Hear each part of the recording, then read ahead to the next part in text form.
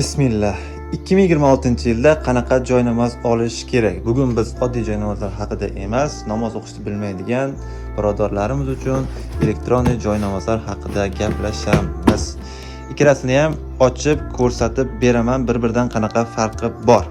Mana ikkala joy namozni ham ochib oldik. Bu ham harakatlarni ko'rsatib turadi, bu ham harakatlarni ko'rsatib turadi. Bunda qo'l oyoq izlari bor. O'sha joylarga bosilganda o'qishni boshlaydi. Bunda esa unaqa emas, qo'l oyoq izlari yo'q. Buni razmeri bundan sal kattaroq, lekin ikkalasi bir xil. Buni narxi qimmatroq, buniki arzonroq. Ikkalasi lekin bir xil namoz o'qiydi. Bunda ayol ovozi bor, bunda ayol ovozi yo'q. Bir-biridan farqlarini aytib o'tdim. Bunda keyin namozni faqat ichida, bitta knopkani ichida bunda namozlar yoyib berilgan. Hammasi yoyilgan mana. Peshin, asr hammasi yoyib va musofir namozlari ham adin qilingan. Bu juda sodda, bu murakkabroq. Chunki Buyuk Britaniyada sotilgan, Buyuk Britaniyada ishlab chiqarilgan bu. Bu O'zbekistonda ishlab chiqarilgan. Tanlov o'zingizda qaysi birini xarid qilsangiz, o'zingizga qulayini xarid qilishingiz mumkin.